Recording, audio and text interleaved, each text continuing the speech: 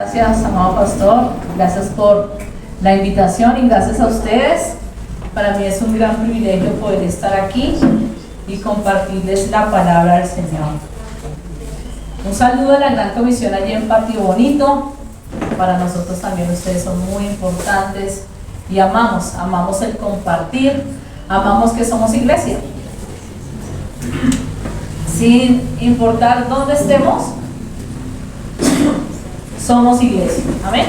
Amén. ¿Cuántos me llevan a escuchar la voz de Dios? Amén. Creo que después de este mensaje tan especial que nos compartió el pastor, uno dice, ¿qué más, cierto? ¿Qué más? Porque fue muy especial. Muy bien, ¿han escuchado esta frase alguna vez? ¿Hay alguien aquí con vida? ¿Han escuchado alguna vez esa frase? Sí. ¿Dónde?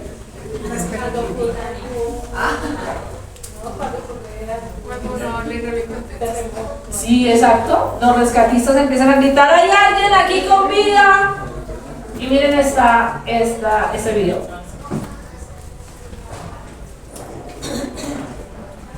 ¿Hay alguien aquí con vida? Muy bien. ¿Qué historia es? ¿Qué película? El Titanic. El Titanic. Todos se la vieron, ¿cierto? Entonces sale este hombre, ¿no? En su embarcación. Bueno, él, en la película es uno de los que regresa y empieza a gritar, ¿hay alguien aquí con vida? ¿Hay alguien aquí con vida? Y es que esta historia del Titanic nos recuerda una historia que pasó en la vida real. John Harper nació en una familia cristiana, pero a los 13 años aceptó a Jesús en su corazón. Y fíjense que a los 17 años él empezó a predicar y a compartir el evangelio, siendo aún tan joven. Posteriormente fue nombrado un pastor en una iglesia en Chicago. Y en el año 1912 él viajaba en el Titanic con su hija de 7 años. Luego de que la nave chocara con el iceberg y empezara a hundirse, él puso a su hija en un bote salvavidas, pero no hizo nada para correr al bote salvavidas, sino empezó a correr por todo el barco diciendo, hombres, mujeres, niños que no son salvos, por favor, corran a los botes. Finalmente, pues el barco se hundió. Los sobrevivientes informan que él comenzó a testificar por todo lado. Y en los momentos aún finales, él seguía diciendo, las personas que no son salvas corran a las embarcaciones. Años más tarde, muchos años más tarde, se cuenta que un hombre en una iglesia empezó a dar un testimonio. Y él dijo, yo me encontraba en el barco, en el Titanic. Y cuando el barco se hundió, pues todos tratamos de buscar un lugar para ponernos. Y él se encontró con Harper, que también estaba ahí flotando sobre el agua, sostenido sobre una parte de la embarcación. Harper le dice a este hombre, ¿eres salvo? Y ese hombre le contestó, no lo soy. Las olas llevaron a Harper lejos, pero un momento a otro lo volvió a traer a este hombre y le volvió a preguntar a Harper, ¿eres salvo? Y él le dijo, no. Harper le dijo, cree en el Señor Jesús y serás salvo tú y tu casa.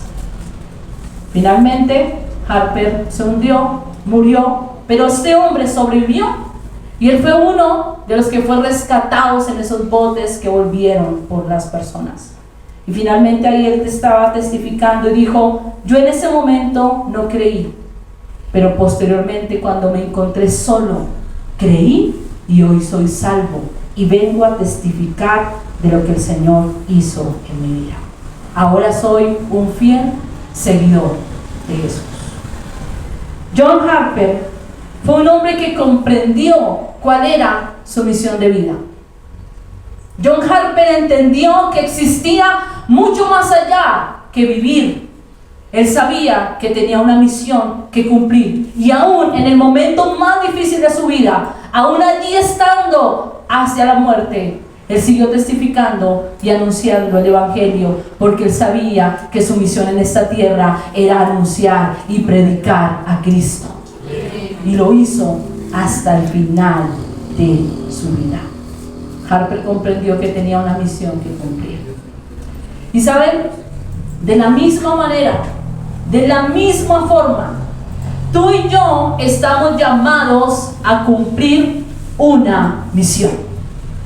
Tú y yo estamos en esta tierra mucho más que respirar, mucho más que tener una casa, que tener una familia, que tener una carrera, que tener bienes. Tú y yo estamos en esta tierra para cumplir una misión de vida que es predicar y anunciar a Cristo para que otras personas puedan ser salvas y lleguen al conocimiento de la verdad. Y mientras haya uno aquí con vida en esta tierra, tenemos que anunciar y proclamar el mensaje de Jesús. Dígale que está a su lado, por favor, debemos cumplir nuestra misión. Pero dígaselo así como convencido. Debemos cumplir nuestra misión. Debemos cumplir nuestra misión. Y hoy, a la luz de Hechos, capítulo 1, versículo 1 al 11, vamos a considerar las acciones que nos llevarán a cumplir nuestra misión. Entonces quiero leerles en la Biblia de las Américas. Dice la palabra del Señor, Hechos capítulo 1, versículo 1 al 11. Si usted lo tiene ahí, sígalo por favor en la lectura. En el primer relato que escribí, Teófilo, trató de todo lo que Jesús comenzó a ¿qué? A hacer. Tengan en cuenta esas palabras, por favor. Hasta el día en que fue recibido arriba, después de que por el Espíritu Santo había dado instrucciones a los apóstoles que había escogido. A estos también, después de padecer, se presentó vivo con muchas pruebas convincentes, apareciéndoles durante 40 días y hablándoles de lo concerniente a ¿qué? ¿A lo concerniente a qué? Reino de Dios. Muy bien.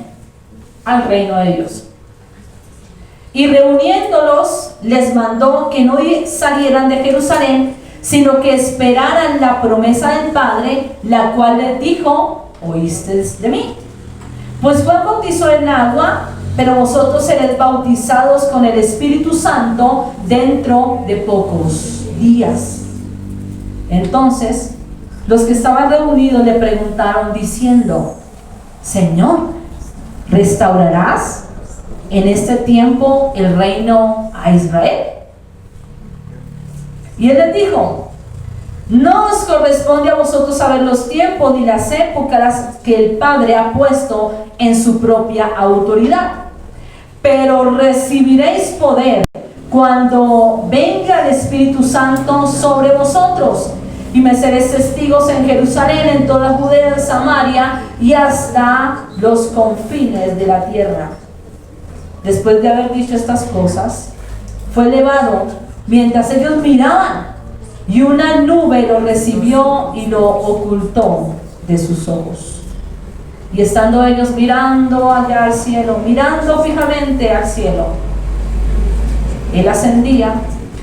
Aconteció que se presentaron junto a ellos dos varones de vestiduras blancas, que les dijeron: varones galileos, ¿por qué estáis mirando al cielo? Este mismo Jesús que ha sido tomado de vosotros al cielo, vendrá de la misma manera en que lo habéis visto ir al cielo. ¿Cuántos damos gloria a Dios por su palabra? Amén. Tres acciones que nos llevarán a cumplir nuestra misión. Tres acciones que nos llevarán a cumplir nuestra misión.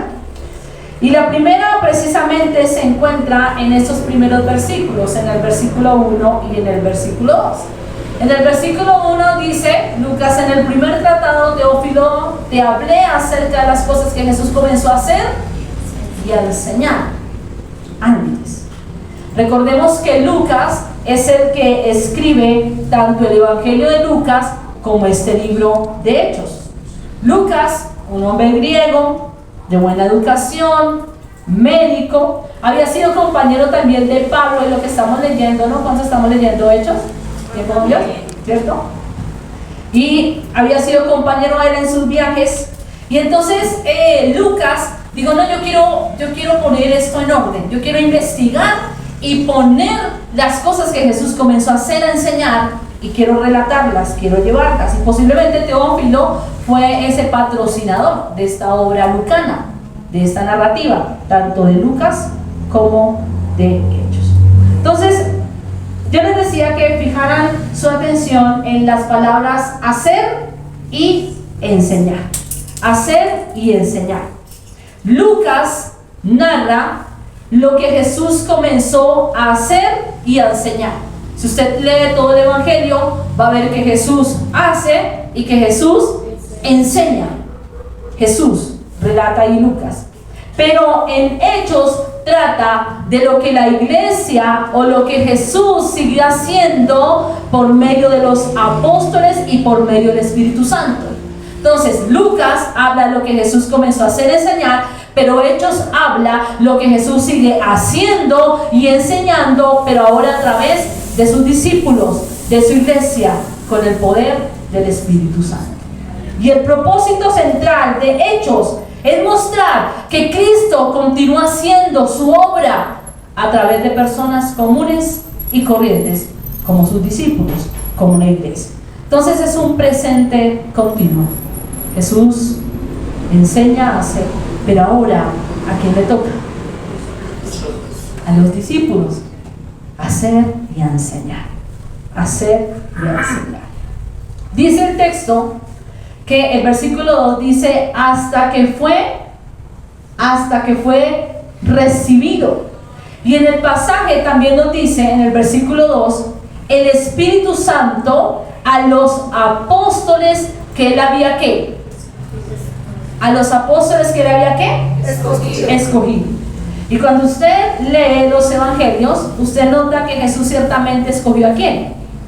A los discípulos, los escogió.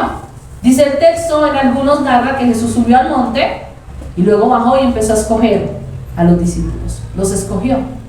Y aquí nos reitera una vez más que esos apóstoles que él había escogido, hombres comunes y corrientes, hombres quizá muchos de poca fe, otros de pronto como Pedro un poco ¿qué? Impulsivo, agresivo, de pronto un Tomás, ¿cierto? Un poco incrédulo, de pronto ellos parecían como falta de humildad, carecían de pronto de aprendizaje, de poner en práctica lo que Jesús les decía, carentes de fe y todo lo demás, pero aún así nos reitera aquí en este pasaje que Él los había escogido, aún así, a pesar de sus errores, a pesar de sus fallas, a pesar de su humanidad, a pesar de no tomar buenas decisiones, Jesús los escogió para llevar su mensaje y el evangelio. Aún así, con toda esta multitud de errores, estos hombres trastornaron el mundo. Dios los eligió, los entrenó, los capacitó, caminó con ellos, les mostró sus obras y los eligió para que ahora ellos continuaran la misión que él había empezado. Elegidos. Y entonces, para cumplir nuestra misión, en primer lugar, nosotros tenemos que aceptar que somos escogidos. Para cumplir tu misión, tú tienes que aceptar que tú eres un escogido, que tú eres una escogida, un elegido por Dios. Ahora, lo que continúa haciendo y enseñando el Señor, ciertamente el Señor hizo su misión. Pregunto, ¿los apóstoles cumplieron la misión, sí o no? Y ahora, ¿a quién le corresponde? A nosotros. Porque en ese tiempo también Dios sigue escogiendo, también Dios sigue llamando. a pesar de tus errores, a pesar de tus malas decisiones, a pesar de que a veces vuelves atrás, a pesar de que a veces como que empiezas con toda y como que te frenas, a pesar de pronto de las cosas que tú haces, Dios te eligió a ti. Y esto no es como una carta abierta para vivir de la manera incorrecta. Dios me eligió, yo puedo vivir como quiera. No, yo me esfuerzo por vivir para Dios, pero creo que Él me ha elegido, que Él me ha llamado y que ciertamente cumpliré la misión que Él me ha encomendado. Amén. Elegidos. Y el Espíritu Santo te eligió a ti. Te eligió a ti. Y cada uno de nosotros hemos elegido, somos elegidos por el Señor. Dios te eligió a ti exclusivamente para esta temporada del mundo, para esta temporada de la vida. No naciste hace 100 años, naciste en esta temporada para que cumplas tu misión y lo que el Señor quiere hacer a través de ti. Sin importar que tú eres una persona común y corriente, sin importar de pronto que no tengas un estudio, o que de pronto no tengas dinero, o que seas del común, Dios te eligió a ti, y esa elección debe ser suficiente para nosotros decir: Señor, aquí está mi vida, yo acepto la misión que tú me has encomendado. Elegidos por el Señor. Tu misión más importante de la vida no es tener una casa grande. Tu misión más importante de la vida no es ir a la universidad, porque lo harás, y gloria a Dios, porque Dios usará tu carrera. Tu misión más importante no será tener mucho dinero. Dios te lo dará. Dios te suplirá todo lo que necesitas. Tu misión más importante es aceptar el llamado de Dios para tu vida y hacer la voluntad de Dios. Hacer la voluntad de Dios. El tiempo con Dios de hoy hablaba, me gustó el pasaje final, porque uno de los pasajes decía: Señor, enséñanos a hacer tu voluntad. Qué tremendo. Señor, enséñame a más que hacer mi voluntad, a más que cumplir mis sueños, mis metas, mis logros, mi. Señor, enséñame a hacer tu voluntad. Porque si con la voluntad de Dios no hay pierde. Amén. Que la voluntad de Dios es buena, es agradable, es perfecta. Si tú aceptas tu misión y entiendes y te lo metes aquí en tu cabecita, en tu corazón, cumplir la misión que Dios te ha encomendado. Entonces, para cumplir nuestra misión, ¿qué debemos hacer? Aceptar que somos elegidos. Aceptar que somos elegidos. Muy bien. En segundo lugar, para cumplir nuestra misión debemos enfocarnos en el reino de Dios. Enfocarnos en el reino de Dios. Y fíjense que estos primeros pasajes del versículo 1, del versículo 2, del 3, del 11 son profundamente teológicos, porque hablan de la muerte. ¿De qué más hablan? De la resurrección. Y el último pasaje, el versículo 11, ¿de qué habla? De la venida de Cristo. Profundamente teológicos. Ahí en esos pequeños pasajes, tanta teología. Jesús murió, resucitó y volverá. Y el versículo 3 dice de la siguiente manera: a estos también, después de haber padecido, se presentó vivo con muchas pruebas indubitables, apareciéndoles durante 40 días y hablándoles lo concerniente al reino de Dios. Porque no bastó durante los 3 años y medio, los 3 años que Jesús caminó con ellos, aún más se le aparece 40 días, y en esos 40 días, ¿qué les está repitiendo? Reino de Dios, reino de Dios, reino de Dios, reino de Dios. Le está repitiendo reino de Dios. No les habla de nada más, sino del reino de Dios. El reino de Dios se ha constituido lo principal para la iglesia del presente. Pero también el reino de Dios fue el principal mensaje que Jesús predicó. ¿Recuerdan parábolas? ¿Cómo terminaba? El reino de Dios es semejante a. ¿O cómo empezaba? El reino de Dios es esto. El reino de Dios es aquello. Y Jesús sigue enseñando reino de Dios, reino de Dios. Y ahora una vez más les dice, oiga, reino de Dios, reino de Dios, reino de Dios. Quizá Jesús les explicó que con su venida, la primera vez, se había establecido ¿qué? Su reino. Quizá también les explicó que al ascender, su reino quedaría en los corazones de aquellos que él había escogido y aquellos que habían aceptado su voluntad. Porque el reino de Dios se hace presente en aquellos que entregan su vida a Jesús.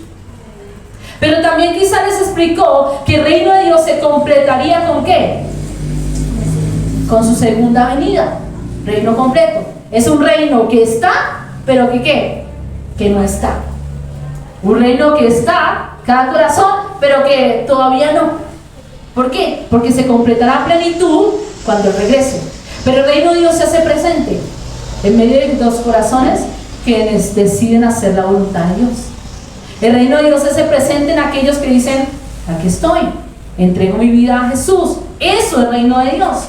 Entonces Jesús empieza continuamente, reino de Dios, presente, háganlo, compartan demás. Entonces, reino de Dios, cumplimos nuestra misión al enfocarnos en el reino de Dios.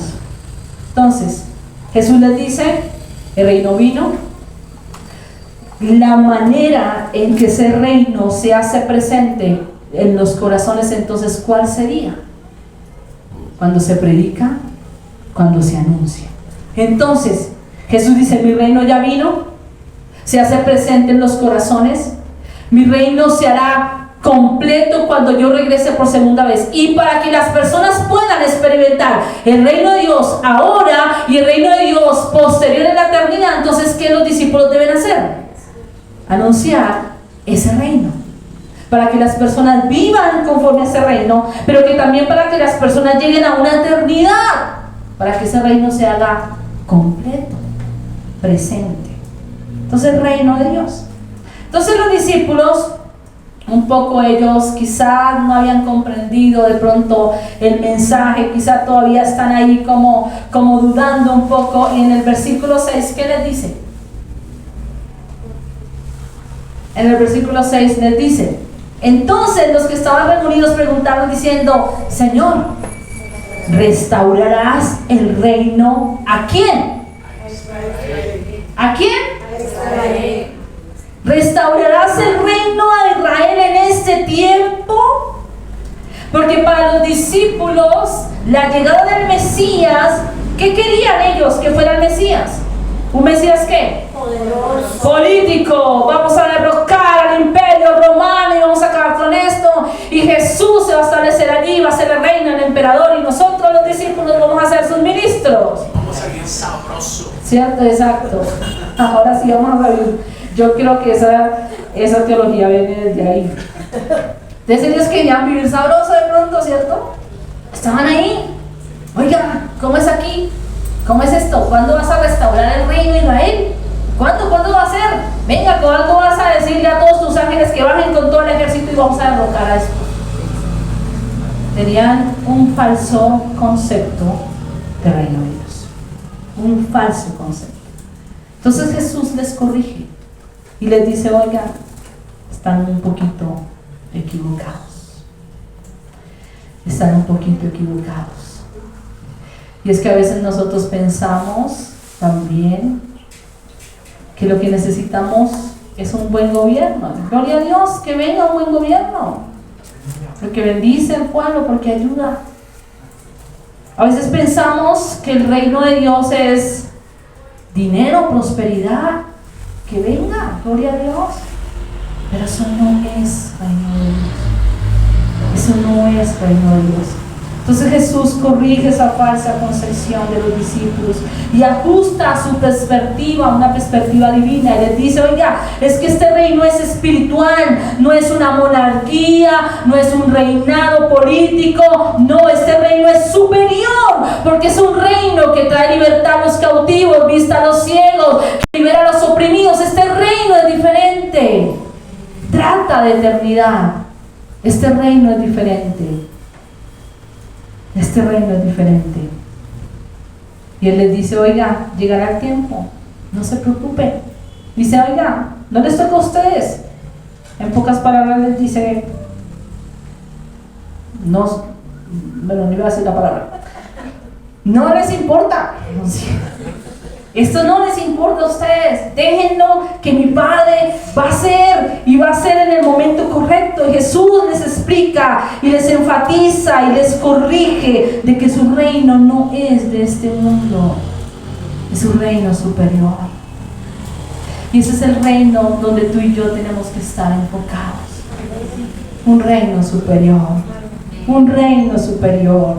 Y es que al parecer el creyente de hoy también se ha nubado con las cosas incorrectas de lo que es el reino de Dios. Parece ser que la iglesia de hoy, el creyente de hoy, busca un estatus social. Está enfocado en la fama, está enfocado en el dinero, está enfocado en el poder, en la satisfacción personal, en la realización personal. Y eso no está mal. Lo que está mal es que todo eso se convierta en la prioridad de nuestra vida y dediquemos todo nuestro tiempo, nuestra mente, nuestra energía, todo a conseguir esas cosas materiales que finalmente un día se quedarán acá. Y has gastado todo tu tiempo y estás enfocado en conseguir tus cosas. Gloria a Dios, viene, pero has convertido en eso la prioridad de tu vida. Has convertido el trabajo en el ser tu vida. Aún cosas, tu familia se ha convertido en lo más importante para ti. Quizás tu estudio, quizás un trabajo, quizás un bien material, y te has enfocado y has trabajado por conseguir eso. Bien por el esfuerzo, pero eso no es la prioridad de la vida. La prioridad de la vida es el reino de Dios, porque si tú te enfocas en el reino de Dios, lo demás será añadido automáticamente. Enfoca tu mente, enfoca tu energía, enfoca tu tiempo en predicar, en anunciar, en compartir de otros, porque eso sí va a repercutir en la eternidad. Amén. Las cosas van a venir bien por el esfuerzo. Eso no es un llamado a dejar las cosas así, no. Hay que trabajar, hay que estudiar, hay que conseguir las cosas, pero no conviertas en eso la prioridad de tu vida. Porque cuando nosotros nos enfocamos en el reino de Dios, entonces entendemos que tenemos que compartir el Evangelio. Entonces entendemos que en medio de hacer esa carrera universitaria, ahí voy predicando y compartiendo. Entonces entiendo que en medio de allí, en la empresa donde trabajo, puedo compartir el Evangelio. Entonces entiendo que voy por la calle y puedo anunciarle a otros de Cristo. Eso es el reino de Dios. ¿Y sabes qué? Eso sí va a trascender a una eternidad. Porque cuando esa persona que tú le compartiste el Evangelio, cuando esa persona llega allá en el cielo y sea salva, eso sí va a repercutir en una eternidad. Lo demás se va a quedar acá, finalmente. Entonces, cumplimos nuestra misión cuando nos enfocamos en el reino de Dios. Diga conmigo, enfoque. ¿Se está durmiendo? Ah, bueno, diga conmigo, enfoque. Enfoque. Nuestra tarea prioritaria es el reino de Dios. Es el reino de Dios. Convierte el reino de Dios lo más importante para ti. Lo más importante para ti. ¿Saben una cosa?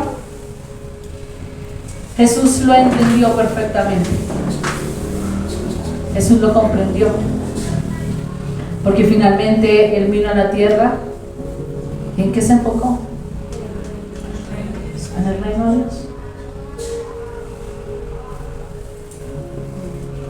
Y fue la persona más exitosa en todo el mundo. Enfocado en el reino de Dios. El reino de Dios. Entonces, donde Dios te ponga, siempre reino de Dios. Y cree que Dios te va a usar para llevar salvación a otros. Amén. ¿Crees que Dios te puede usar para traer libertad a otros? A ese compañero de tu clase, a ese compañero de tu trabajo que es un borracho, de pronto vive mal, Dios te puede escoger para traer libertad a él.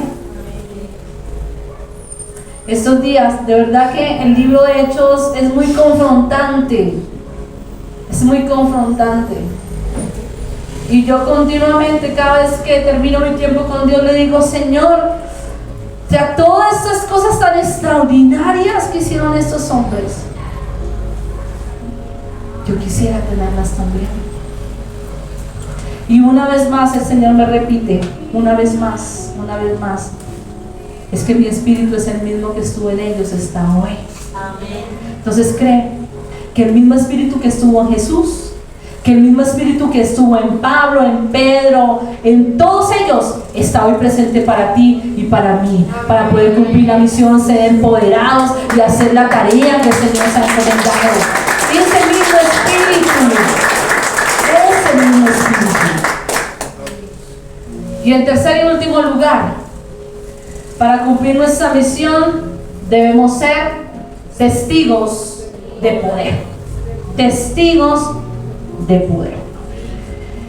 En el capítulo 24 del Evangelio de Lucas, si usted lee de pronto en casa, del versículo 45 al 49, hay muchas cosas parecidas a este relato.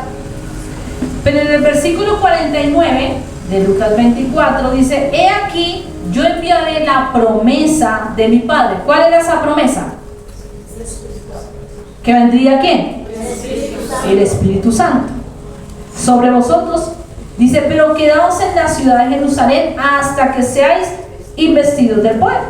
Y en el versículo 8 de Hechos 1:8, ¿qué dice? Y recibiréis ¿qué? Poder. Cuando haya venido sobre vosotros ¿quién? El Espíritu Santo, y me seréis testigos en Jerusalén, Judea, Samaria y hasta el último de la tierra. Finalmente, los apóstoles cumplieron esto, ¿sí o no? ¿Fueron testigos?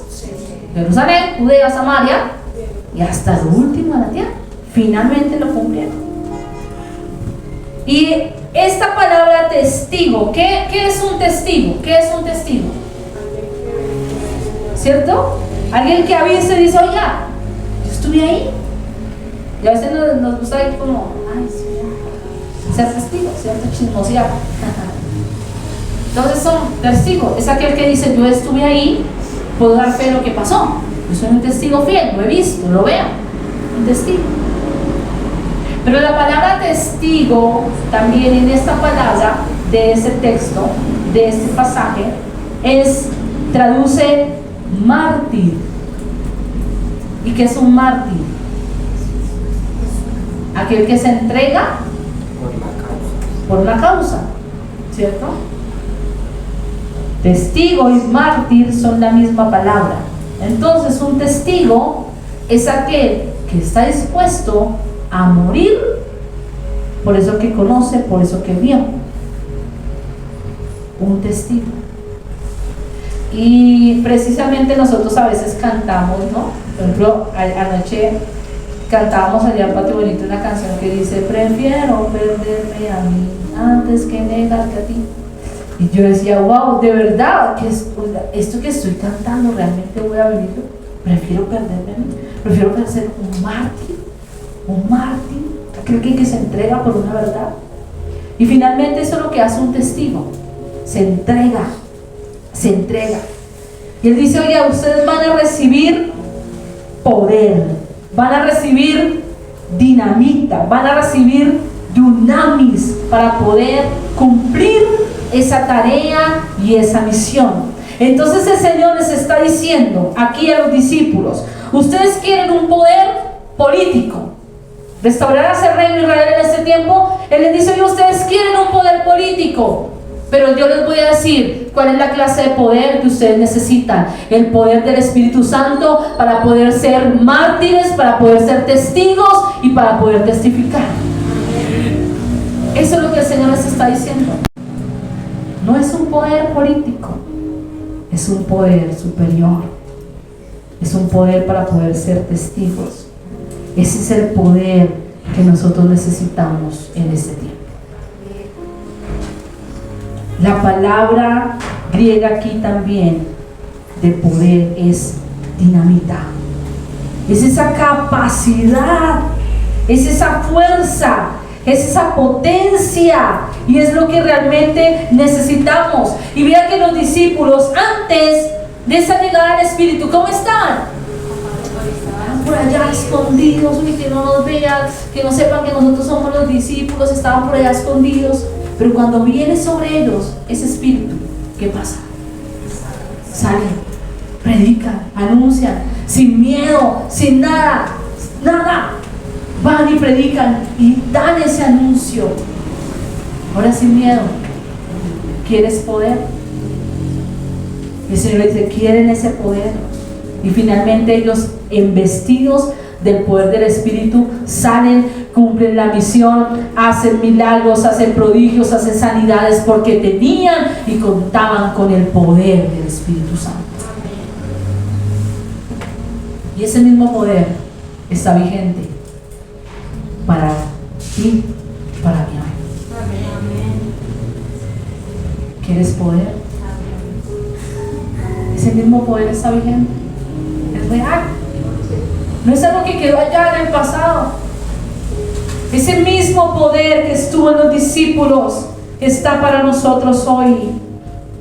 Y si tú dices, no, es que yo no sé cómo compartir el Evangelio, es que yo no sé cómo enfrentarme a esta situación de mi casa, es que yo no sé cómo enfrentarme a la vida misma, es que yo no sé cómo cumplir esta misión, es que me es difícil ser un joven de pronto en estos tiempos, es difícil. Pero yo te digo que bajo el poder del Espíritu Santo tú vas a poder vivir bien, vas a poder cumplir la misión y la tarea que el Señor te ha encomendado. Amén. Y Dios obrará a través de ti. Amén. Y es que las cosas no dependen de ti. No es por lo que tú eres, no es por lo que tú tienes, no es por lo que tú haces. Es por la pura gracia y poder del Espíritu Santo. No va a depender de ti. Va a depender del Espíritu Santo. Entonces, aunque no sepas cómo hacerlo, dile: Espíritu Santo, empodérame. Aunque no creas que vaya a pasar, arriésgate en orar por un enfermo y Dios se va a glorificar. Aunque no sepas que vendrá, dile: Señor, yo quiero hacer la tarea, voy a arriesgarme, voy a compartir el Evangelio, voy a decirle a alguien, porque alguien va a recibir ese poder, porque alguien va a ser salvo a través de que tú abres tu boca y le compartas ese Evangelio. Es que las cosas no dependen de ti, pero tú sí di: aquí estoy, Señor, aquí estoy, obra a través de mí. Ahora a través de mí el Señor se va a glorificar. El Señor se va a glorificar. Y finalmente en el versículo 9 hay algo muy importante. Quiero que fijen su atención en esta lectura. Y habiendo dicho estas cosas, viéndolo ellos, fue ¿qué? Alzado, fue elevado. Mientras ellos miraban, y una nube lo recibió y lo ocultó de sus ojos. Versículo 10. Mientras Jesús ascendía, estando ellos ¿qué? Fijamente mirando al cielo, se les presentaron dos hombres con vestiduras blancas que le dijeron, y es que me gusta esta palabra, varones galileos, gente común, ustedes galileos, ¿por qué están mirando al cielo? Este mismo Jesús que ha sido tomado de ustedes al cielo vendrá de la misma manera tal como lo han visto ir al cielo. ¡Qué profundidad! Porque un día Jesús ciertamente volverá. Amén. Volverá de la misma manera, volverá. Y es que estos hombres, los apóstoles, entonces se quedaron como embelecidos ahí, mirando, como, ya está ahí, uy no, ya no lo vemos. Estaban mirando al cielo, mirando. Entonces estos hombres, de una u otra manera les dicen, oiga,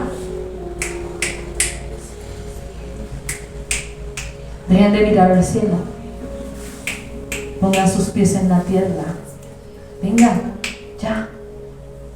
Jesús volverá, lo volverán a ver, Jesús volverá. Entonces, como que les quita ese embelezamiento y les recuerda que tienen que poner aquí los pies sobre la tierra. La comunidad debe dejar de mirar al cielo, debe dejar de estar quieto mirando al cielo y empezar a mirar al suelo, poner sus pies sobre la tierra, empezar a ver la realidad que hay de este mundo, un mundo necesitado, un mundo que realmente necesita a Jesús, un mundo que necesita conocer de Jesús. Como Dios de una otra manera les está diciendo, oiga, pongan sus pies, sus manos en acción. Oiga, ya es hora de hacer aquí algo en la tierra. Entonces Jesús volverá. Mientras tanto ustedes cumplan la tarea, cumplan la misión, vuelvan acá. Y es que la clave para la segunda venida, la clave para que el Señor venga, es que todas las personas le conozcan a Él. Entonces esos hombres les dicen, oiga, dejen de mirar allá, pongan sus pies en la tierra, ese mismo Jesús volverá. Entonces, mientras Él vuelve, ustedes tienen que cumplir la misión y la tarea que Dios les ha encomendado. ¿Queremos que Jesús vuelva? Amén. ¿Queremos que venga pronto? Amén. Entonces, ¿qué tenemos que hacer? Y será predicado este evangelio, el reino de Dios, a todas las naciones, a todo el mundo, y entonces vendrá el fin. Entonces, somos testigos de poder para poder cumplir esa tarea. Somos testigos de poder para cumplir la misión que el Señor nos ha encomendado. Y lo bueno de todo es que no estamos solos en esta tarea. Lo bueno de todo es que contamos con la presencia y el poder del Espíritu Santo para poder cumplir la misión. Lo bueno de todo es que Jesús nos dijo, he aquí yo estoy con vosotros todos los días hasta el fin del mundo. Entonces cumplen la tarea, entonces cumplen la misión. Entonces yo estoy para estar con ustedes en esta tarea. Él está. No necesitas ir a hacer un curso intensivo de evangelismo. Gloria a Dios si viene. No necesitas nada más, sino disponerte, porque el Espíritu Santo hará lo que Él tiene que hacer. Amén. Hará lo que Él tiene que hacer. Hagamos nuestra parte. Dispongámonos. Y que como lo decíamos ahorita y lo cantábamos también, Señor, te entrego mi vida. Aquí estoy, con vasos de barro. Moldéame, cámbiame, transfórmame, pero aquí estoy para cumplir la tarea y la misión. Entonces somos testigos de poder. La obra redentora de Cristo ya está completa. Completa está. No necesita nada más. Pero el reino de Dios sí necesita extenderse hasta lo último de la tierra. Y así como el Señor usó en el pasado a los discípulos, hoy nos corresponde a ti y a mí. Porque un día no estaremos, si Él nos llama a su presencia o si Él regresa por nosotros. Pero mientras estemos aquí en esta tierra, tenemos que cumplir la tarea y la misión que el Señor nos ha encomendado. Si la misión queremos completar, en Jesús nos debemos enfocar. Si tú quieres cumplir la tarea y la misión, tienes que enfocarte en Jesús. ¿Y qué tal si te pones sobre tus pies y oremos?